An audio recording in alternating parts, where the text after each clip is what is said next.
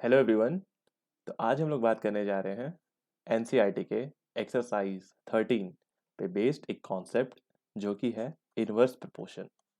Inverse proportion से पहले हमने डायरेक्ट प्रोपोर्शन का जितने भी कॉन्सेप्ट है और उस पे बेस्ड जितने भी इक्वेशंस है वो हमने किया। हमने देखा डायरेक्ट प्रोपोर्शंस में दो क्वांटिटीज कैसे बढ़ते हैं और कैसे घटते हैं। उसमें क्या था कि अगर एक्स और वाई मान लो दो क्वांटिटी है और अगर एक्स 3 गुना बढ़ रहा है तो वाई को भी 3 गुना बढ़ना होगा, है ना।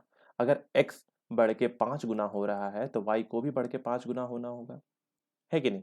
जिस पे एक कॉन्सेप्ट था कि x बाई वाई जो था उस पे हमेशा कांस्टेंट रहता था, है कि नहीं। और x1 by Y one, sorry, x1 by Y one equals x2 by Y two होता था, है कि नहीं। तो ये जो कॉन्सेप्ट है ये डायरेक्ट प्रोपोर्शन पे था। आइए अब इनवर्स प्रोपोर्शन के केस को बिल्कुल इसी तरह समझें। इनवर्स प्रोपोर्शन बहुत ही इंटरेस्टिंग टॉपिक है और ये हमारे डे टू डे लाइफ से बहुत जुड़ा हुआ है। कैसे, आओ देखते हैं। तो उसी तरह किसी भी कॉन्सेप्ट को समझने से पहले हम एक स्टोरी बिल्डअप करेंगे, एक स्टोरी बनाएंगे।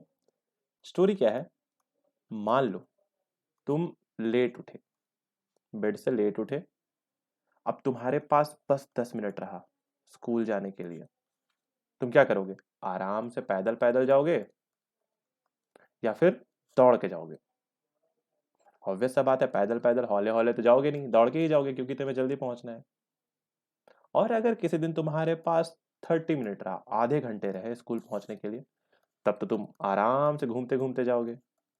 कभी किसी दुकान पर रुक लिया, कुछ खा लिए वहां से, या फिर कोई दोस्त मिल गया तो उससे बात कर लिए। इसी तरह तुम आराम से धीरे धीरे पैदल जाओगे स्कूल, ये करोगे, है ना।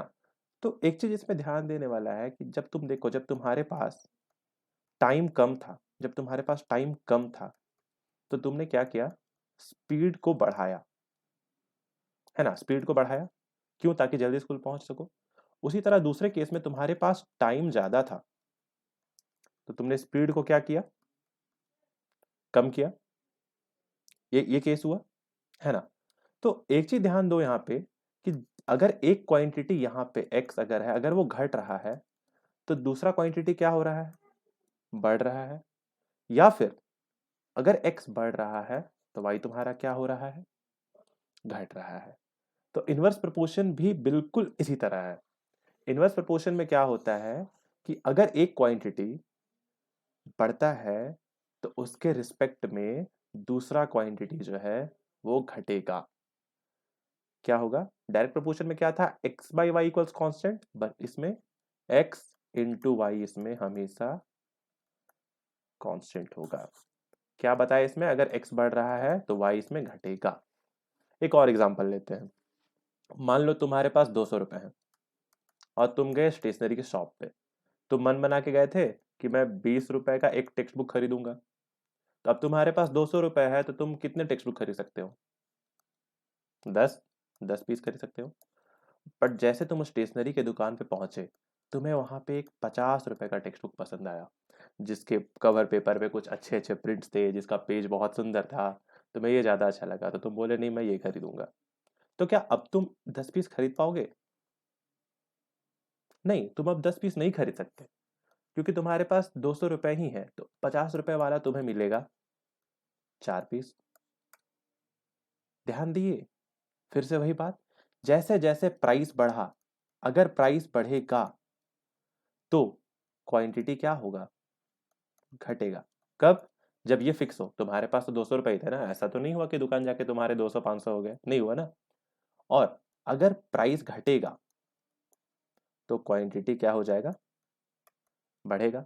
मान लो कि तुम 20 रुपए पीस ना लेके तुम्हें एक टेक्स्ट बुक पसंद आया जो मात्र 10 रुपए का था।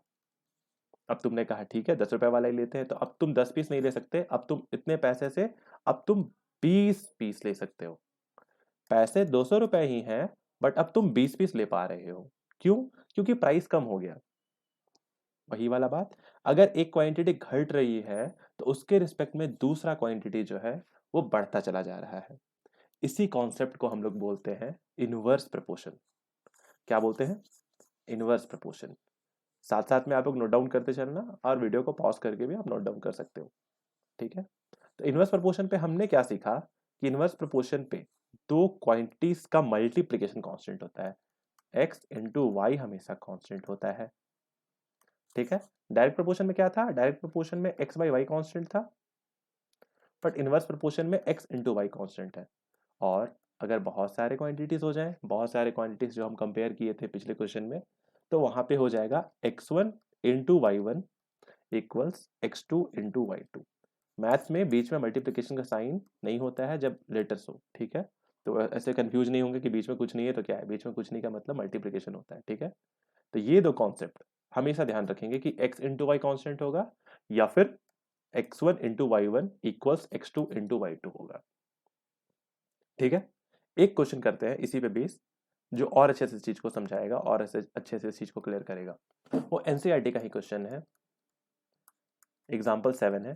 क्वेश्चन है कि एक टैंकर है, मान लो तुम्हारे घर के छत पे एक टैंक लगा हुआ है, टंकी लगी हुई है, उस पे तुमने 6 पाइप लगा दिए। ठीक है, इस तरह करके 6 पाइप तुमने लगा दिए, 6 पाइप तुमने लगा दिए, और इन 6 पाइप्स को, इस टंकी को पूरा भरने में लगा 1 आवर 20 मिनट। ठीक है, क्लियर है, ये छह पाइप तुमने लगा दिए, नल चालू कर दिया और 6 पाइप इस टंकी को फिल कर रहे हैं। तो इन 6 पाइप्स को इस टंकी को फिल करने में कितना देर लगा, 1 घंटा 20 मिनट। अब क्वेश्चन ये है कि मान लो 6 के जगह तुम बस 5 पाइप्स ही लगाते तो कितना टाइम लगता, क्या वो 1 घंटा 20 मिनट ही लगता उस समय भी, उससे ज्यादा लगता या उससे कम लगता? समझ गए क्वेश्चन? आओ इसको सॉल्व करें। और इस बीच में सब लोग पॉज करके सोचे कि क्या ज्यादा समय लगेगा या कम समय लगेगा। ठीक है, जो जो कह रहे हैं ज्यादा समय लगेगा, अब वो सही है या गलत, जो जो कह रहे हैं इक्वल लगेगा, वो भी चेक कर लेते हैं। आओ सबसे पहले कोशिश करेंगे एक टेबल से करने का, हमेशा की तरह। पहले ले लेते हैं, यहाँ पाइप ले लेते हैं और यहाँ टाइम ले लेते हैं। कितने पाइप है, यहाँ पे 6 पाइप है, और 6 पाइप को कितना देर लगा, 1 घंटा और 20 मिनट। इस तरह के क्वांटिटीज को कंफर्टेबल करने के लिए हम मिनट्स में कन्वर्ट कर लेते हैं। 1 घंटा में कितना होगा, 60 मिनट प्लस 20 मिनट इक्वल्स कितना हुआ, 80 मिनट। तो 6 पाइप को भरने में कितना देर लगा है, 80 मिनट्स। यहाँ पे मिनट लिख देते हैं।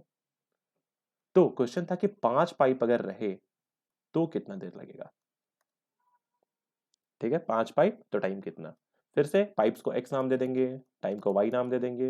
ये x1 होगा, ये x2 होगा, ये y1 होगा, ये y2 होगा। वी नो, अभी अभी हमने सीखा है कि इनवर्स प्रोपोर्शन में क्या होता है, x1 into Y one equals x2 into Y two होता है।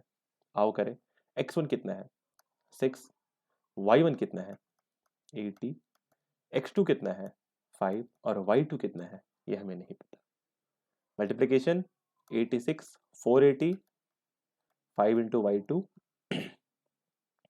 ये मल्टीप्लीकेशन में है, इधर आके ये क्या हो जाएगा, ये डिवाइड में चला जाएगा, इक्वल्स वाई टू, डिवाइड करो 16, यानी वाई टू कितना आया 96 मिनट।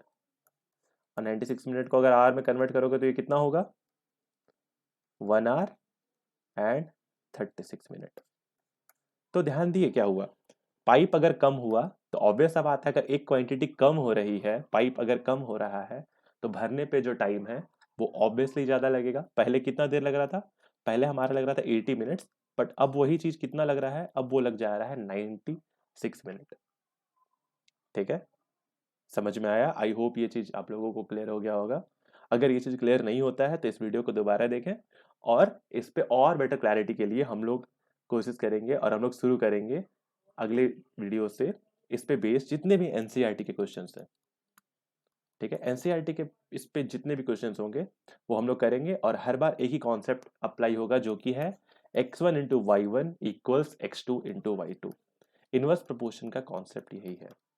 ठीक है, तब तक के लिए take care, stay safe and do subscribe to this channel. ये चैनल अपने दोस्तों के साथ शेयर करो, उनको भी दिखाओ ताकि वो लोग भी तुम्हारे साथ पढ़ सके।